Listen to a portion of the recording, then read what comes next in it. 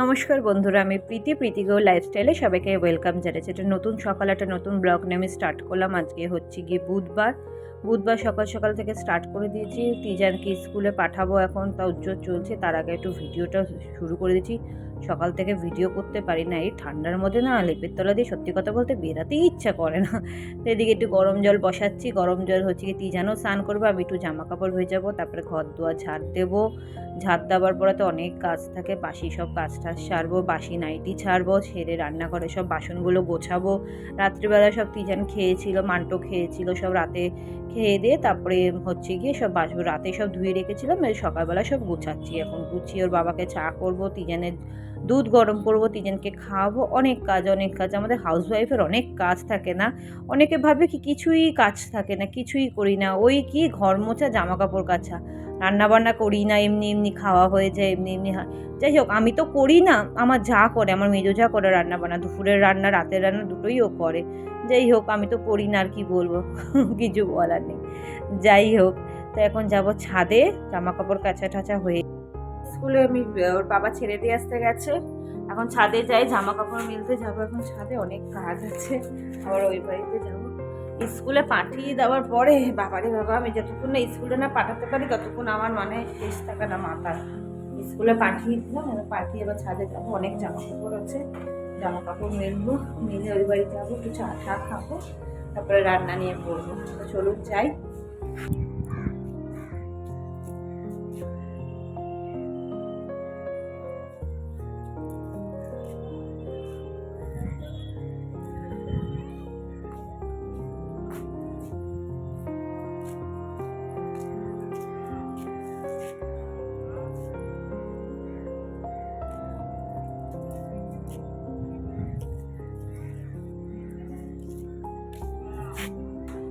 জামা কাপড় সব মেলা হয়ে গেছে, সব মেলা হয়ে গেছে। এখন যাই, ওই বাড়িতে যাব। এখন যাচ্ছি হাঁটতে হাঁটতে, ওই বাড়িতে যাচ্ছি। রোদটা এত ভালো উঠেছে না, একটু মানে রোদে দাঁড়াই। তো যেতে যেতে আমার বড় যা, মানে আমাদের বাড়ির সব থেকে বড় বউ, সে ধরেছে যে আমাকে একটু চুলটা কেটে দে তপতি। অনেক, তো ওর জন্যই আমি অপেক্ষা করছিলাম, নিচে দাঁড়িয়েছিল, তো চুলটা একটু কেটে দিচ্ছে, বলে আরেকটু ছোট করে দেয়। যে আরের থেকে কত ছোট করবো, এইটুখানি ছোট, কেন এতটা তো কাটলাম, কাটার পরে এবার সেটিং করবো, সেটিং করতে করতে অনেকটাই চুলটা ছোট হয়ে যাবে। আমি বলছি আর বেশি ছোট করো না, একটুখানি হোস্টেল করতে পারবে। বলে হ্যাঁ হোস্টেলই করবো, আর ভাল লাগে না ঠান্ডার মধ্যে চুল এতক্ষণ ভিজে। অ্যাকচুয়ালি শীতকালে কী বলুন তো, আমাদের যাদের বড় চুল, শ্যাম্পু করার পর চুলটা শুকানোটা অনেকটাই ডিফিকাল্ট, ঠান্ডা লেগে যায়। তো আমার জায়ের হচ্ছে কি একটু ঠান্ডার ধাঁচটা একটু বেশি আছে, একটু চুল টুল বেশি ভেজালে পরে বলে ঠান্ডা লেগে যায়। আমাদের যাদের কত মিল, আমার মানে সব থেকে বেশি মানে মিল হচ্ছে কি আমার মেজো জায়ের সাথে।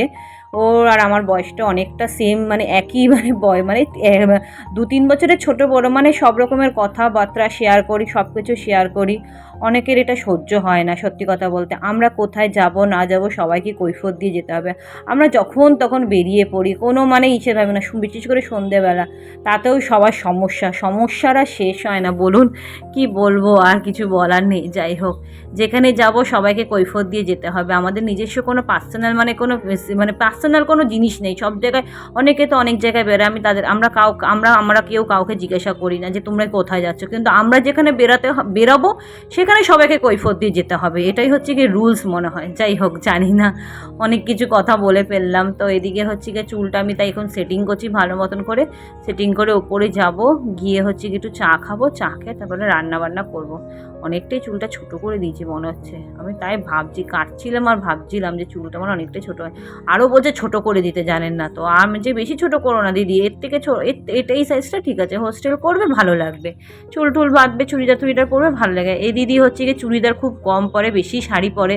তাও আমরা সবাই মিলে বলি কেন পরবে না, কেন সবাই সব বুড়িগুলো পরছে আর তুমি কনসা এমন বুড়ি হয়েছো। বলে না, কিরকম লজ্জা লাগে। তাই যাই হোক, লজ্জার কী আছে, চুড়িদার পরবে, হোস্টেল করবে, খুব ভালো লাগবে।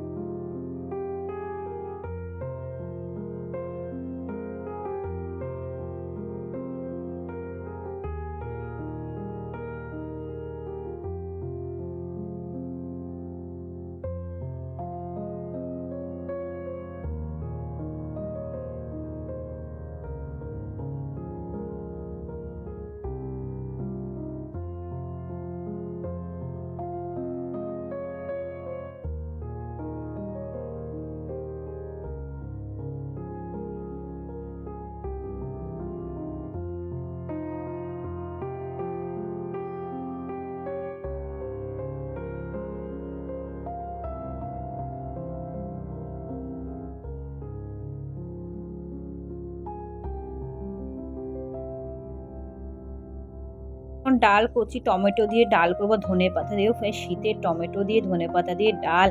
আর আমার যা বাঁধাকপিটা এত সুন্দর করেছিল, যে টকটা টমেটো দিয়ে ডাল আর বাঁধাকপি এত সুন্দর খেয়েছি, ভাতটা মানে অমৃত খেলাম। ডুয়ার্সে গিয়ে সেম এরকম টমেটোর ডাল করেছিল, আর এরকম খেতে ধনেপাতা দিয়েছিল ডালের মধ্যে, খেতেরই বাঁধাকপি করেছিল, এত মানে সুস্বাদু খেলাম, মানে একটা অমৃত খেলাম। সেম হচ্ছে গিয়ে সে আমি বুধবার দিনকার আমাদের হচ্ছে খাওয়া দাওয়াটা এত সুন্দর হয়েছিল, মানে মাছ লাগে না, এত ভালো হয়েছিল খাওয়াটা। তো টমেটোর ডালে একটুখানি শুকনো লঙ্কা, একটুখানি সর্ষে সম্বাদ দিয়েছি, এবার ডালটা দিয়ে দিচ্ছি। দেওয়ার পরে একটু নামানোর আগে একটু ধনেপাতা দিয়ে দেবো। একটু আমার যা বলছিল একটু টক টক হয়েছিল, তুমি টকের কিছু দিয়েছো? যে না না, টমেটোটাই মানে টক ছিল। আমি সেরকম টকের কিছুই দিইনি।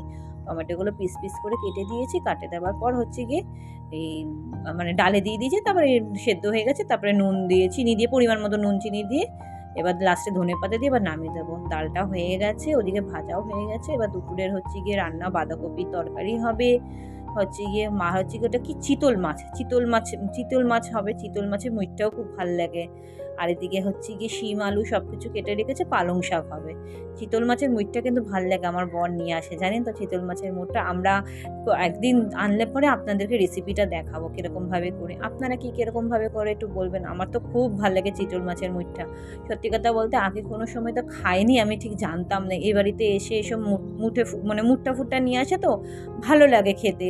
আর রান্নাও করতে পারতাম না, আর এখন তো সবই মোটামুটি পারি, এখন সবই পারি, আগে কিছুই পারতাম না। তাই ভাবি কিছুই পারতাম না। একটা ভাত যে উপর দেবো অত বড় হাঁড়ি, সেটাও ছিল না। এখন আস্তে আস্তে সবই শিখে গেছি, সবই পারি এখন, মোটামুটি রান্নাবান্নাও সবই পারি, সবই শিখে গেছি।